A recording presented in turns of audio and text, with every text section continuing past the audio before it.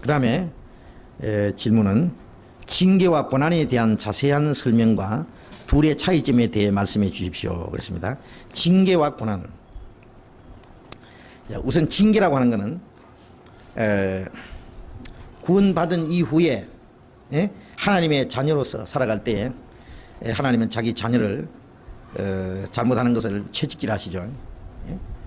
구원받은 이후에 징계가 있다는 걸 먼저 우리가 기억을 해야 됩니다. 히브리서 12장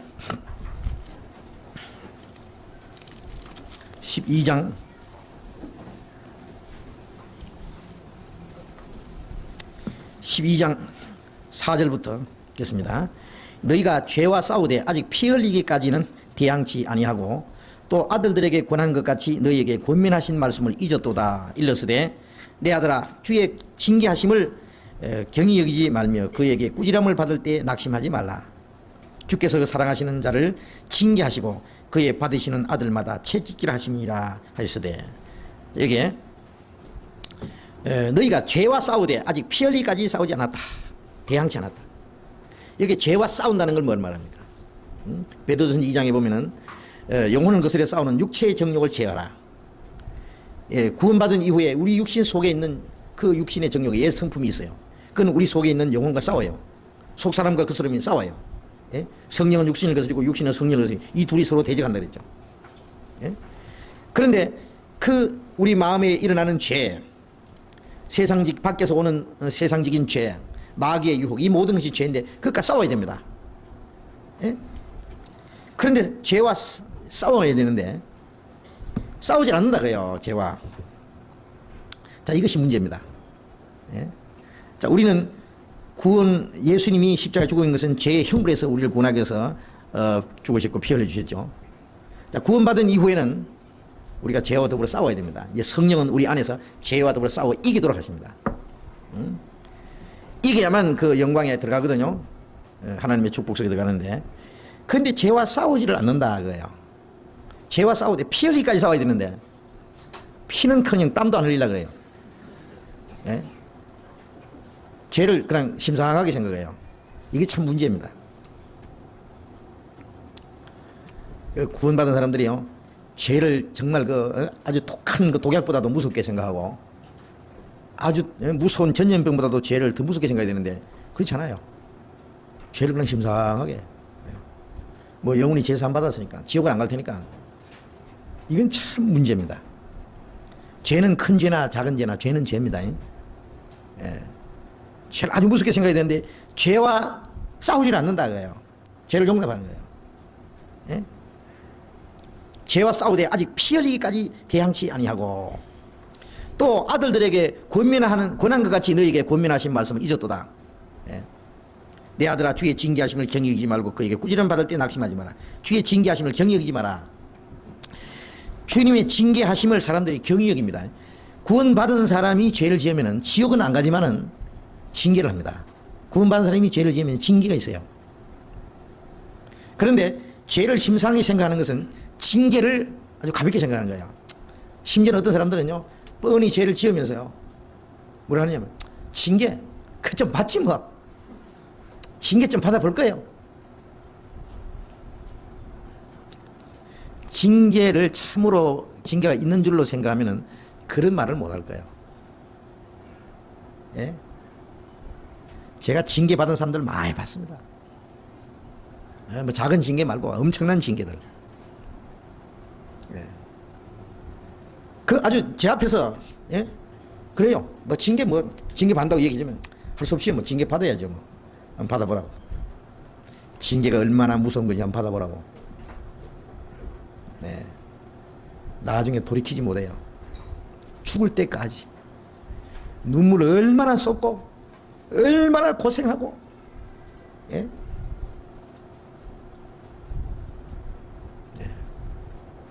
제가 어제도 참 말할 수 없는 그 전화를 받았습니다. 구원받은 지 오래된 사람, 구원받고 나서는 지어서는 안 되는 죄를 지은 엄청난 징계를 받아가지고 지금 뭐 어떻게 할 줄 모르는 상태에서요. 저도 도대체 어떻게 해야 하라고 말할 수가 없어요. 징계가 있다는 걸 아셔야 됩니다. 근데 주의 징계하심을 경히 여기지 말며, 징계를 가볍게 여기지 말고, 또 꾸지람을 받을 때 낙심하지 마라. 죄를 심상하게 생각하면 그 징계가 있습니다. 그 징계를 심상하게 하면 죽어요. 그다음에는. 그런데 우리 생활 속에요, 어떤 사람은 큰 징계를 받든 작은 징계를 받든 징계가 없는 사람이 거의 없을 정도로 징계를 받습니다. 우리가 부모님한테 매 한 차례 안 맞고 큰 사람이 있어요? 매 한 차례 맞고 큰 사람이 있다면요, 그 자랑하지 말아요. 그 사람 문제가 있을 수 있어요.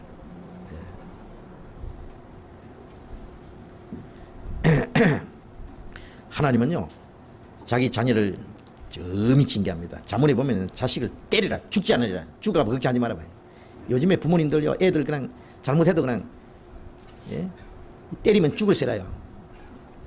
여러분 자녀들 안 때리고 그냥 잘못해도 그냥 오야오야 키우고 나오면요, 두고 보십시오. 그 자식이 나중에 어떻게 될지 알아요? 그게 사랑하는 게 아니에요. 그래서 자문에 보면은 초다를 참아 못하는 자는 자식을 미워하는 자라 그랬어요. 나중에 자식 장래를 망쳐놓는 겁니다. 때리라 그러면, 그럼 죄를 멀리한다. 어린 아이 속에는 미련한 것이 얽혀 있나니 징계하는 채찍이 이리 멀리 내쫓는다 그랬어요. 요즘에 아이들 얼마나 자기 중심이고, 인내심도 없고 이기적이고, 고집 세고. 이게 뭐냐면 부모가 그 애들을 그렇게 길러놓은 거예요. 나중에 그 자식이 무슨 일을 저질지 모릅니다. 하나님은 그렇지 않습니다. 하나님은 반드시 징계하는 분입니다. 우리 생활 속에 무엇이 징계인지를 좀 느껴야 해요. 잘못해도 아무 일 없다, 그렇지 않습니다. 징계가 반드시 있습니다. 근데 징계를 받으면서도 징계인 줄 모르는 것이 참 또 문제입니다. 그거는 하나님이 항상 같이 계신다는 걸 못 느껴서 그럴 거예요. 주께서 그 사랑하시는 자를 징계하시고 가득 받으시는 아들마다 채찍질하심이라 하였으니 7절에 너희가 참으면 징계를 받기 위함이라. 하나님이 아들과 같이 너희를 대우하시나니 어찌 아비가 징계하지 않는 아들이 있으리요. 징계는 다 받는 것이오늘 너희 없으면 사생자의 참아들이 아니라. 그 징계하는 것은 아들과 같이 너희를 대우한다. 아들로 대우자는 거예요. 어떤 사람 징계받을 때 내가 하나님 자녀라는 걸 이제 알았다, 하나님이 날 징계하시는 거 보니까, 그런 말 하던데요. 그렇다고 해서 고의로 잘못해가지고 징계 있는지 없는지 시험하면 안 됩니다. 하나님이 날 때리는지 안 때리는지. 어찌 아비가 징계하지 않는 아들이 있어요. 그랬잖아요. 아비가 징계하지 않는 아들이 있는, 징계한다. 반드시 징계를 해야 됩니다. 징계는 다 받는 것이오늘 너희 없으면 사생자의 참아들이 아니라. 징계는 다 받는 것이오늘, 징계가 없으면 사생자라. 징계는 반드시 다 있습니다. 없으면 사생자라. 근데 우리 생활 속에 우리가 징계를 과거에 받은 일이 있느냐, 지금도 징계를 받고 있느냐, 그거 한번 살펴보세요. 살펴볼 필요가 있을 거예요. 징계가 없으면 사생자다. 잘못해도 계속 징계가 없다. 징계는요, 육신적으로도 올 수도 있고요, 또 물질적으로 올 수도 있고, 정신적으로 올 수도 있고요, 신앙적으로 올 수도 있어요. 잠을 보면 미련한 자는 미련한 거 징계가 된다는 말씀도 있어요. 죄지면은 마음이 캄캄해가지고 그래서 성경 안 들어옵니다. 성경 읽어도 들어도 말씀 안 들어오는 것도 그거 큰 징계예요. 그리고 우리가 죄라는 것이 말이죠, 하라는 거 안 하는 것도 죄고 하지 말라는 거 하는 것도 죄죠. 우리 성경에 보면 하라는 게 있어요. 우리가 하나님 앞에 마땅히 순종해야 될 일이 있는 것, 마땅히 순종할 걸 안 하는 것도 죄고, 하지 말라는 것을 하는 것도 죄입니다. 하지 말라는 것은 대개가 도덕적인 문제가 많습니다. 하지 말아야 될 걸 해요. 거짓말을 한다든지, 남의 돈을 떼먹는다든지, 남을 미워한다든지, 해친다든지, 뭐 부도덕한 짓을 하는 거예요. 그 징계가 있습니다. 반드시 있습니다. 그래서 9절에 또 우리 육체의 아버지가 우리를 징계하여도 공개하였거늘 하물며 모든 영의 아버지께 더욱 살려 하지 않겠느냐. 예? 육체 아버지가 징계해도 징계하면 도망가 버립니까? 아버지 욕하고. 예? 아버지 날 때려 이건 뭐 보기 싫어하고 도망가 버립니까? 어린 애들, 어떤 애들 때리면요 점점 더 기드는 애들 있죠. 맞으면서도. 그게 맞아요. 한 대 얻어 맞았다 해서 막 예? 이제 다시 엄마 미워 아빠 미워하고 도망가 버리면 그거는 안 돼요. 예. 그래 한쪽으로서 때리면서 한쪽으로 또 안아주거든요. 그러니까 예, 그 영의 아버지께 징계를 받을 때 더욱 복종하여 살자. 징계 받으면 더욱 복종해서 올바로 살려고 노력해야 됩니다. 예? 징계 받을 때 예? 하나님과 더 멀어지면 안 되죠. 더욱 복종해야 된다. 예? 정신 차려야 된다. 10절엔 저희는 육신의 아버지는 잠시 자기의 뜻대로 우리를 징계하였거니와 오직 하나님은 우리의 유익을 위하여 그의 거룩하심에 참여케 하심이라. 무릇 징계가 당시에는 즐거워 보이지 않고 슬퍼 보이나 후에는 그로 말미암아 연단한 자에게는 의의 평강한 열매를 얻나니. 이 징계는 우리 유익을 위해서 우리를 거룩하게 참여케 하십니다. 예, 우리 잘못을 깨닫게 하고 우리 속에 그 미련한 것들이 벗어지게 하기 위해서 우리를 징계하는 것이지 우리를 죽으라고 미워서 때리는 게 아니죠. 그래서 징계를 받을 때는 당시에는 슬퍼 보이지만은 후에 그로 말미암아 연단한 자에게는 예? 의의 평강한 열매를 얻는다. 자, 그리스도인에게 하나님의 자녀는 반드시 징계가 있다는 거, 그건 틀림없는 일입니다. 그 다음에 이 고난이라고 하는 건, 이 징계와 고난이라고 했는데, 그 징계가 말이죠. 아까 말한 대로 뭐 육신적으로, 물질적으로, 여러 가지 정신적으로, 또 신앙적으로 여러 가지 징계가 오는데, 뭐 큰 징계도 있고, 가벼운 징계도 있고, 심한 것은 육신을 완전히 망하게 해버리는 것도 있고, 그 다음에 육신의 생명을 죽이기까지 하는 징계도 있습니다. 거기에는 많은 고난이 물론 있습니다. 그러나 징계가 아닌데 우리 그리스도인에게 주어지는 고난이 있거든요. 그거 알잖아요. 예수님도 고난을 받으셨고 바울 사도도 얼마나 많은 고난을 받았어요. 예? 그리스도인들이 고난이 있습니다. 우리가 하나님 나라 들어가려면 많은 환난을 겪을 할 것이니라. 우리가 그리스도와 함께 영광 받기 위해 고난도 함께 받아야 될 것이니라. 자, 그리스도인에 있어서 이 고난이라는 것이 사실 참 좋은 거예요. 고난이. 왜? 하나님의 영광에 들어가기 위한 과정입니다. 고난이 없이는 영광이 없어요. 근데 그 고난이 있어야 될 두 가지 그 필요성이 있다고 생각하는데, 하나는 우리가 주님을 위해서 살기 위해서는 고난이 있습니다. 무조건 고난이 아니라 주님을 위해서 사는 고난이 있어요. 그리스도께서 우리를 위하여 고난 받으셨으니 이로써 우리가 주님을 알고 우리도 주님을 위해서 고난을 받는 것이 필요하다. 그리스도께서 우리를 위해서 고난을 받았다. 우리가 주를 위해서 고난 받는데 고난을 주를 위해서 고난 받는 것은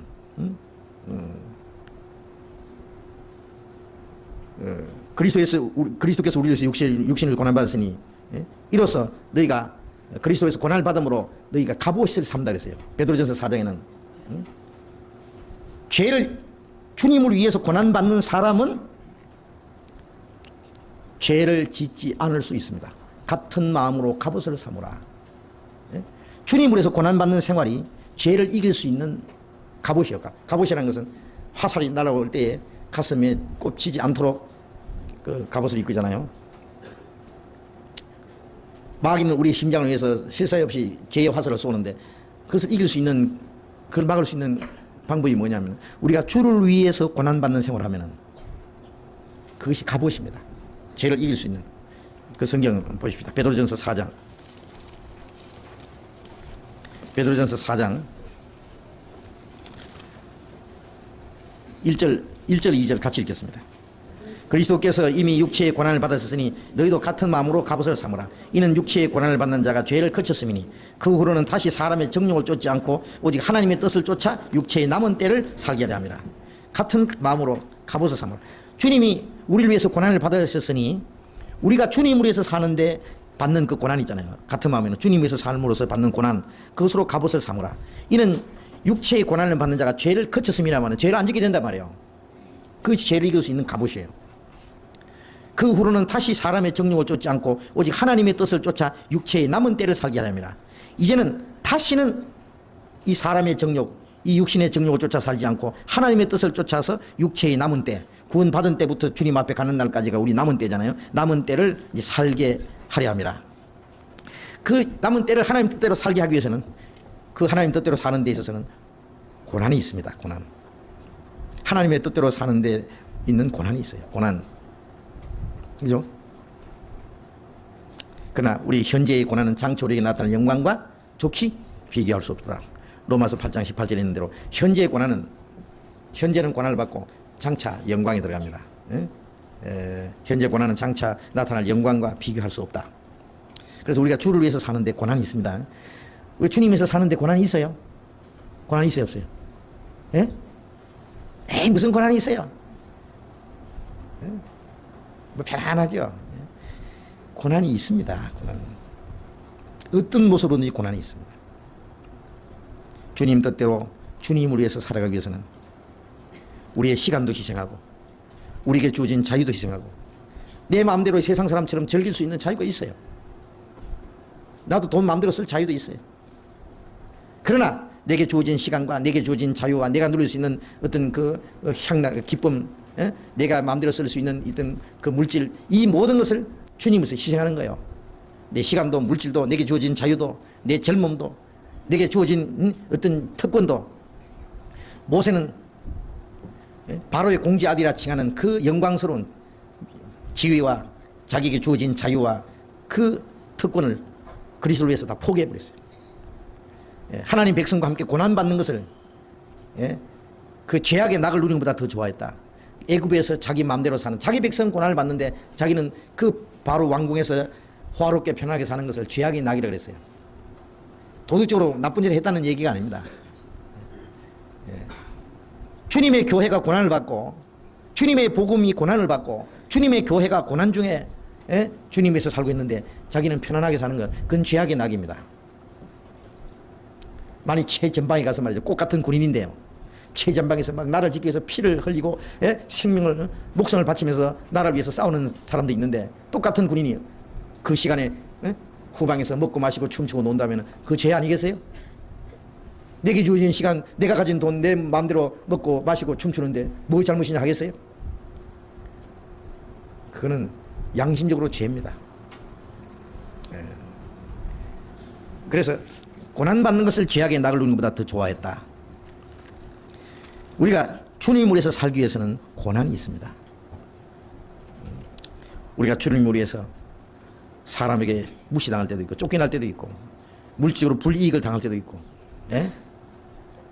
오해를 받을 때도 있고 물질적으로 손해를 당할 때도 있고 내가 주님을 위해서 가난해야 될 때도 있습니다. 어떨 때는 주님을 위해서 환난과 핍박을 받아야 될 때도 있습니다. 지금 우리가 주를 위해서 고난당한다 그러면 실감이 별로 안 날 거예요. 지금도 우리 고난을 당하고 있지만 옛날 이 사도 시대는요, 정말 매를 맞고 감옥에 갇히고 목 잘려 죽고 살벌했습니다. 알겠습니까? 지금 우리가 조금 뭐 어떤 환난과 고난이 있으면 깜짝 놀라지만은요, 이 사도 시대에요, 이 초대교회에서는요, 얼마나 그 핍박과 환난이 심했는지 모릅니다. 쫓겨다녀야 되고 숨어 살아야 되고 언제든지 죽임을 당해야 되는 생명의 위협을 받고 신앙 때문에 말이에요. 복음 전하는 일 때문에. 주님을 위해서 산다고 하는 것이 그렇게 쉽지 않습니다.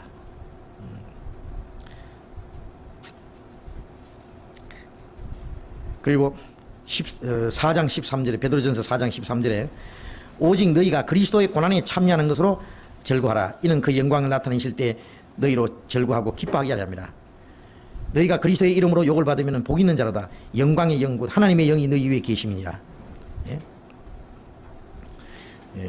그리스도의 이름으로 욕을 받으면 복 있다. 영광의 영이 하나님의 영이 너희 위에 계신다.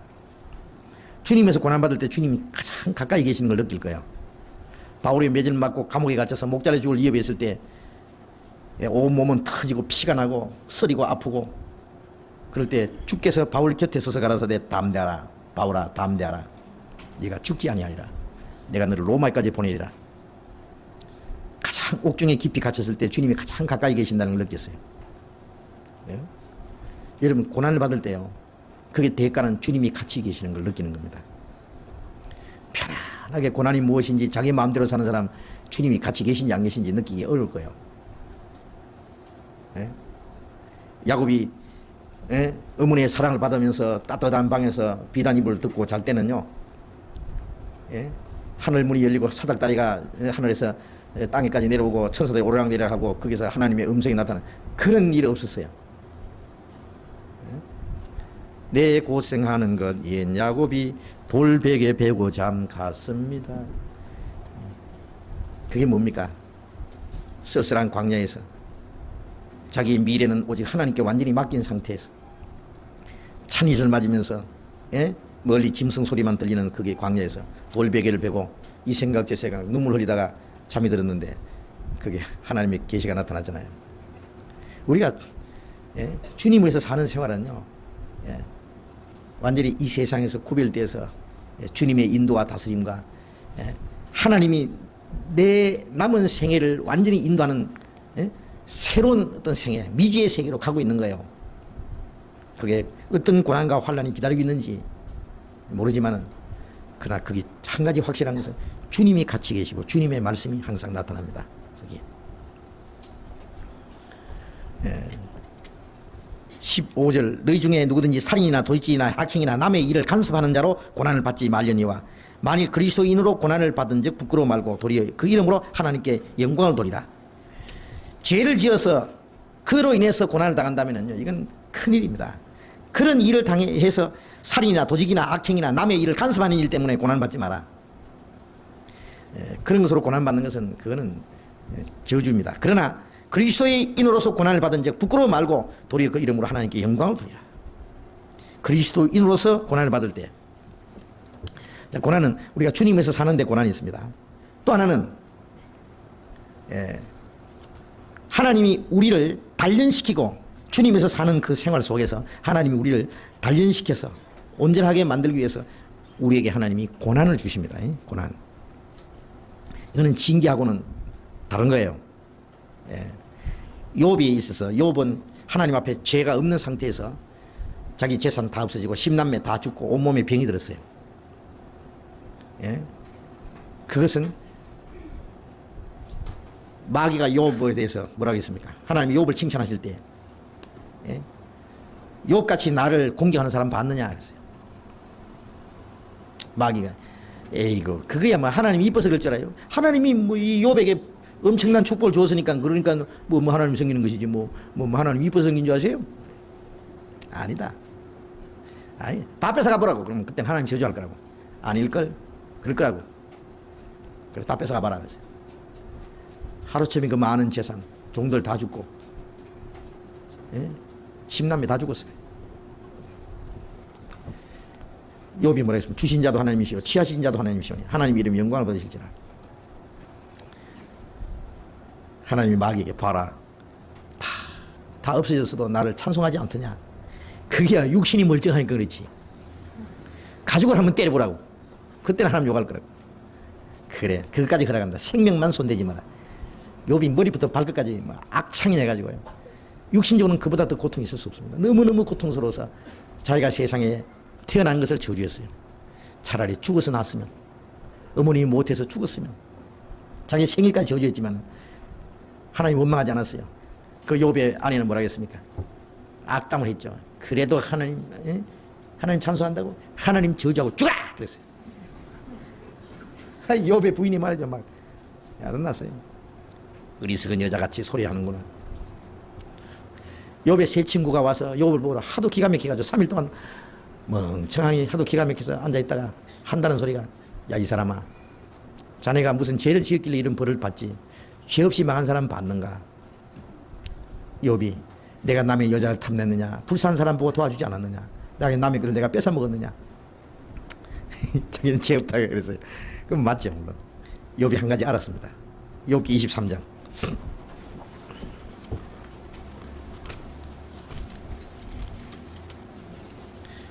욥기 23장 10절 욥기 23장 10절에 같이 읽어봅시다. 나의 가는 길을 오직 그가 아시나니 그가 나를 단련하신 후에 내가 정금같이 나오리라. 예? 그가 나를 단련하신 후에 내가 정금같이 나오리라. 나의 가는 길을 오직 그가 하시나니. 욥의 남은 생애를 하나님이 결정해 놨고 하나님이 다스리시는데 그가 나를 단련하신 후에 내가 정금같이 나오리라. 정금을 만들기 위해서는요, 이 불 속에 집어넣고 녹여야 됩니다. 또 넣기고 계속 그러면요, 찌꺼기는 다 불순물로 다 나가고 정금이 되는 거예요. 정금. 예? 불같은 시험 많으나 겁내지 맙시다. 예? 불같은 고난과 시험과 환난이 지나갑니다. 거기서 하나님 우리를 단련하는 거예요. 그 영광에 참여하기에 합당한 사람으로 너희를 시린하려고 오는 불시험을 이상하게 여기지 마라. 여러 가지 고난을 인하여 잠깐 근심하게 되지 않을 수 없으나 오히려 크게 기뻐한다. 이는 그리스도가 나타나실 때 칭찬과 존귀와 영광을 얻게 하려 합니다. 너희 믿음의 시련이 없을 것보다 더 귀하여. 베드로전서 1장에 너희 믿음의 시련이 불로 연단하여도 없을 것보다 더 귀하여 그리스도에 나타나실 때 칭찬과 존귀와 영광을 얻게 하려 합니다. 그 영광 얻기에 합당한 사람으로 만들기 위해서 우리를 단련시키는 겁니다. 그래서 고난이 옵니다. 그러니까 이 고난이라는 것은 우리가 주님으로 해서 살아가는 생활 속에 고난은 당연히 있는 것이고, 또 우리를 그 영광에 들어가게 하기 위해서 하나님이 우리에게 고난을 허락하십니다. 고난을. 성경 한 곳에 더 봅시다. 베드로전서 2장. 베드로전서 2장 21절 같이 읽어봅시다.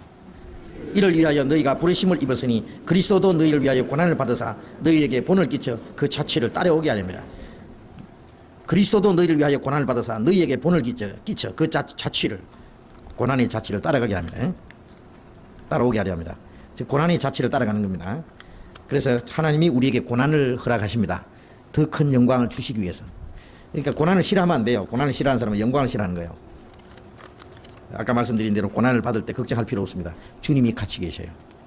그리고 고난이 잠깐 지난 이후에 더 큰 영광이 있습니다.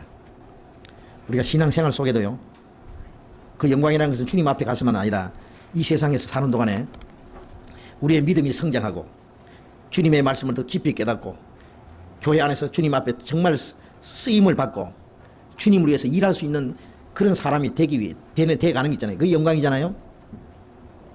내가 교회 안에서 쓸모도 없고 하나님 위해서 아무것도 못하고 내 믿음이 성장하지도 못하고 항상 뒤처져가지고, 그 영적으로 어린 아이의 탈을 못 벗어버리고 갓난아이 탓은 못 벗어버리고, 그거 얼마나 그 수치스러운 거예요.